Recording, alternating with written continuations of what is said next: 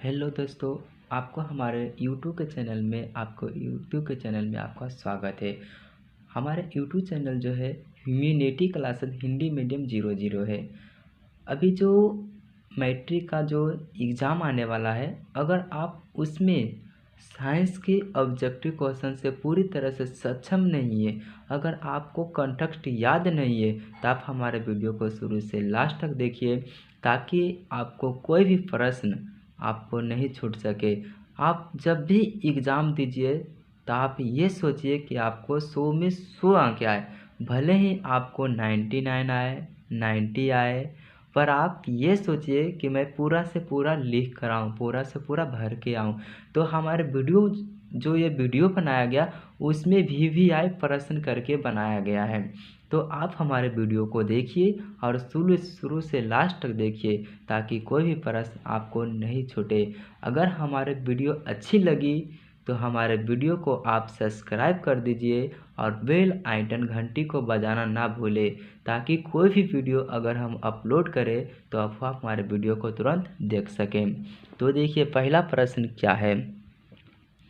समतल दर्पण द्वारा बना प्रतिबिंब सैदब होता है। देखिए समतल दर्पण में जो हमारे बिंब प्रतिबिंब बनता है वो कैसा होता है। तो ये में दिया गया आभासी और उल्टा, बी में दिया गया है आभासी और सीधा, वास्तविक और सीधा, डी में दिया गया है आभासी। अभी जिस भी विद्यार्थी को ये नहीं मालूम होगा कि समतल दर्पण द्वारा बना प्रतिबिंब सैदब कैसा होता है, तो क्या हम ये चारों के ऑप्शन में से बना पाएंगे? जी नहीं। तो हमें याद होना चाहिए कि समतल दर्पण द्वारा बना प्रतिबिंब सैदब कैसा होता है। तो इसका आंसर आता है आभासी और सीधा। तो इसका आंसर आएगा आपको बी का। तो समतल दर्पण द्वारा बना प्रतिबिंब जो होगा वो आभासी और सीधा होगा। तो इसका आंसर आएगा बी। इस पे टिक लगा देते हैं हम, बी। प्रश्न नंबर 2 में दिया गया है गोलीय दर्पण ध्रुव तथा फोकस दूरी के बीच की दूरी को क्या कहते हैं। अभी देखिए गोलीय दर्पण के ध्रुव तथा मुख्य फोकस के बीच की दूरी को क्या कहते हैं।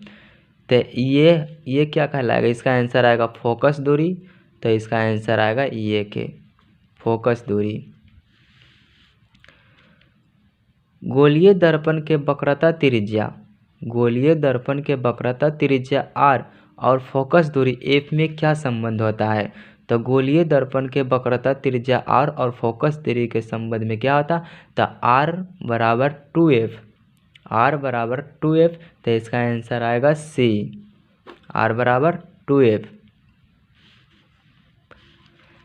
अभी 4 नंबर प्रश्न में लेंस की क्षमता का SI मात्रक क्या होता है।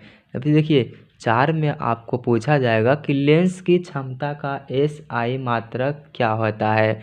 तो इसका SI मात्रक क्या होता है। तो इसका SI मात्रक जो होता है ये में दिया गया है सूक्ष्मग्राफी, बी में दिया गया है वोल्ट, सी में दिया गया है डायोप्टर, डी में दिया गया है न्यूटन। तो इसका लेंस की क्षमता का SI मात्रक जो होता है वो डायोप्टर होता है। तो इसका आंसर आएगा सी। 5 में दिया गया किसी बीम का वास्तविक तथा समान साइज का प्रतिबिंब प्राप्त करने के लिए बीम को उत्तल लेंस के सामने कहाँ रखते हैं। अभी देखिए प्रश्न कह रहा कि किसी बीम का वास्तविक तथा समान साइज का प्रतिबिंब प्राप्त करने के लिए बीम को उत्तल लेंस के सामने कहाँ रखें।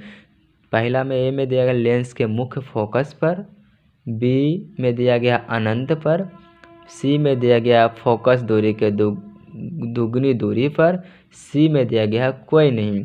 तो इसका आंसर आएगा आपको सी का फोकस दूरी की दुगनी दूरी पर। तो आंसर आएगा आपका सी। अभी देखिए 6 में प्रश्न नंबर 6 में जो दिया गया सामान्य दृष्टि के वयस्क के लिए सुस्पष्ट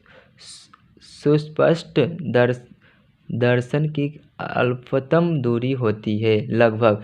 अतः सामान्य दृष्टि के वयस्क के लिए सुस्पष्ट दर्शन की अल्पतम दूरी होती है लगभग 25 मीटर, 2.5 सेंटीमीटर, 25 सेंटीमीटर या 2.5 मीटर।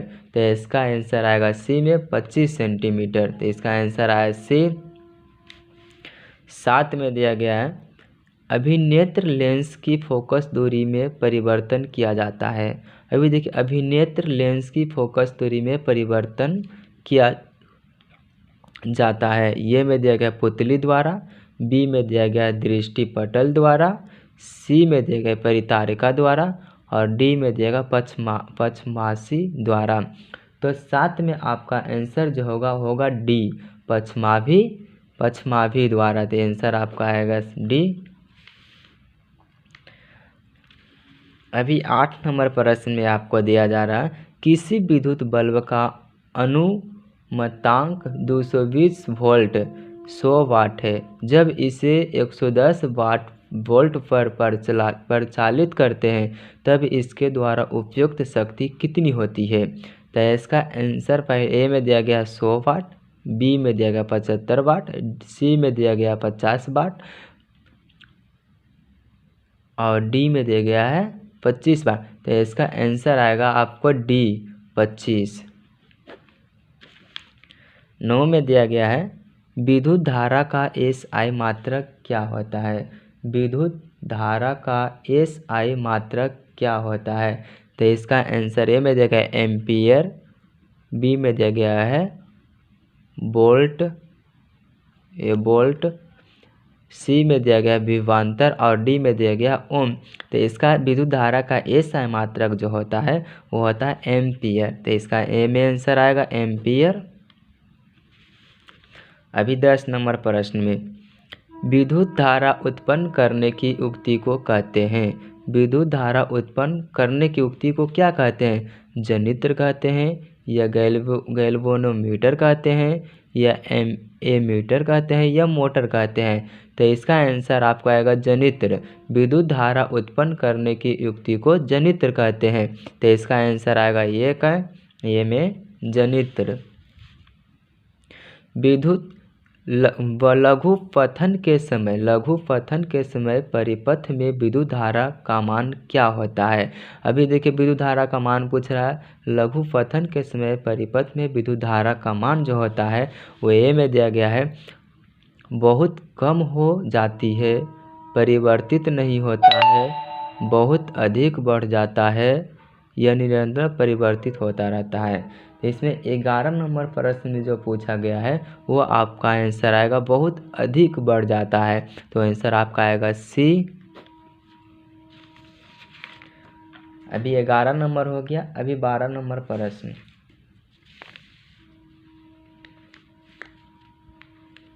12 में दिया गया है गर्म जल प्राप्त करने के लिए हम सौर जल तापक का उपयोग किस दिन नहीं कर सकते।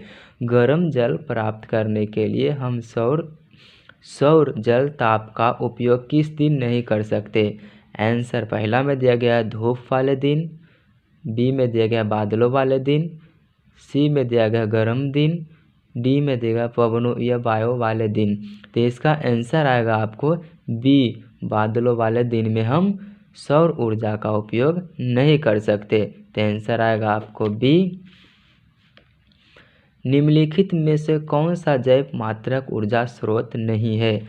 अभी देखिए आपको 13 नंबर प्रश्न में पूछा जा रहा है निम्नलिखित में से कौन सा जैव मात्रक ऊर्जा स्रोत नहीं है। ये में दिया गया लकड़ी, बी में दिया गया गोबर गैस, सी में दिया गया नाभिकीय ऊर्जा, डी में दिया गया कोयला। तो आपका आंसर आएगा इसमें सी नाभिकीय ऊर्जा। निम्न में कौन सा आहार श्रृंखला का निर्माण करते हैं। अभी देखिए ये प्रश्न जो नीचे ऑप्शन में जो आंसर दिया गया है 4, इसमें से ये देखना है कि निम्न में से कौन सा आहार श्रृंखला का निर्माण करती है। मतलब आहार मतलब भोजन का। तो कहते घास को क्या गेहूँ खाएगा, नहीं, गेहूँ तभी ये नहीं खाएगा, तथा आम भी नहीं, ये नहीं हो सकता। फिर बी में दिया गया घास, बकरी तथा मानव। घास को बकरी खा सकती है, बकरी को मानव खा सकता है, ये आंसर हो सकता है। अभी सी में दिया गया बकरी को गाय नहीं खा सकती, ये नहीं। घास को मछली नहीं खाती, इसलिए आपका आंसर आएगा बी घास बकरी खाती है, बकरी को हम मानव लोग खा जाते हैं, तो इसलिए आंसर इसमें आएगा बी। पादप में जाइलम उत्तरदायी है। 15 नंबर प्रश्न में दिया गया पादप में जाइलम उत्तरदायी है जल का वहन के लिए, बी में देगा भोजन का वहन के लिए, सी में देगा अमीनो अम्ल के वहन और डी में देगा ऑक्सीजन का वहन। मतलब इसमें आपको आंसर है जो आपको आएगा जल का वहन के लिए। मतलब पादप में जाइलम जो उत्तरदायी होती है वो होती है जल के वहन। 16 में देखा मस्तिष्क उत्तरदायी है सोचने के लिए, हृदय स्पंदन के लिए, शरीर का संतुलन बनाने के लिए, यह सभी। तो ये मस्तिष्क जो है ये सभी क्रियाएं जो है वो इसके लिए उत्तरदायी है। सोचने के लिए भी मस्तिष्क जरूरी है, हृदय स्पंदन के लिए भी जरूरी है, शरीर का संतुलन बनाने के लिए भी जरूरी है। तो इसका आंसर आएगा सभी। डी में जो दिया है सभी, तो आंसर मारेंगे सभी। अभी 17 नंबर में दिया गया है दो तंत्रिका कोशिका के मध्य खाली स्थान को क्या कहते हैं। दो तंत्रिका कोशिका के मध्य खाली स्थान को क्या कहते हैं। तद्ध्रुमिका, सिनेप्स, एक्सॉन या आवेग। तो इसमें आपका आंसर आएगा बी के सिनेप्स।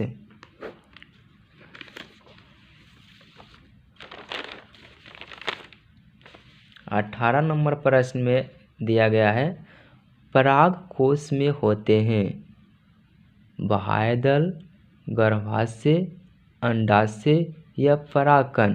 तो पराग कोश में होते हैं क्या, डी का आंसर आएगा परागकण। आंसर आएगा परागकण। पराग कोश में होते हैं परागकण।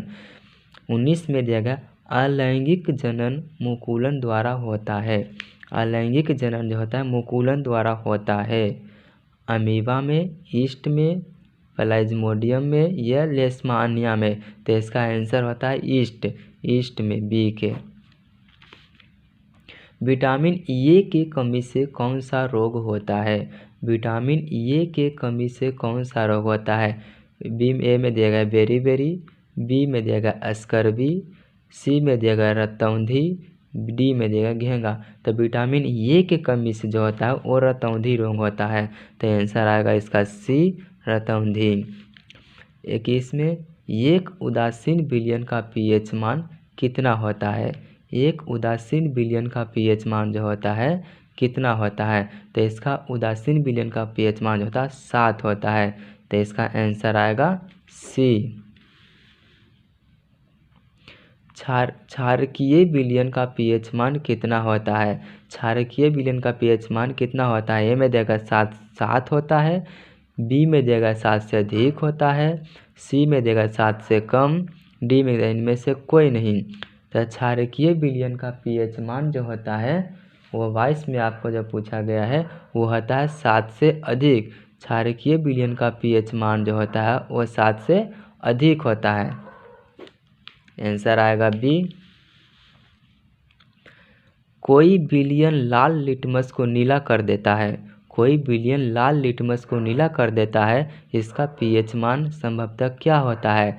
4, 5, 10, 1। इसका आंसर आएगा 10। लाल लिटमस को नीला कर देता है तो इसका आंसर आएगा 10। कोई धातु ऑक्सीजन के साथ अभिक्रिया कर उच्च गलनांक वाला यौगिक निर्मित करती है। यह यौगिक जल में विलय है। यह तत्व कौन सा है। पहला में दिया गया है कैल्शियम, बी में दिया गया कार्बन, सी में दिया गया सिलिकॉन, डी में दिया गया लोहा। इसका आंसर आता है कैल्शियम। इसका एक आंसर आएगा कैल्शियम। 25 नंबर प्रश्न में जो आपसे पूछा गया है वो है खाना बनाते समय यदि बर्तन की तली बाहर से काली हो जाती है। खाना बनाते समय यदि बर्तन की तली बाहर से काली हो रही है तो इसका मतलब है कि ए में दिया गया भोजन पूरी तरह से नहीं पका, बी में दिया गया ईंधन पूरी तरह से नहीं जल रहा है, सी में दिया गया ईंधन आर्द्र है, डी में देगा ईंधन पूरी तरह से जल रहा है। तो इसका आंसर होगा ईंधन पूरी तरह से नहीं जल रहा है। खाना बनाते समय यदि कार्बन की तली बाहर से काली हो रही है तो इसका मतलब है कि ईंधन पूरी तरह से नहीं जल रहा है, इसलिए आपको आंसर आएगा बी। अगर हमारी वीडियो आपको अच्छी लगी होगी तो हमारे आप वीडियो को, हमारे YouTube चैनल को आप सब्सक्राइब कर दीजिए और बेल आइकन घंटी को बजा दीजिए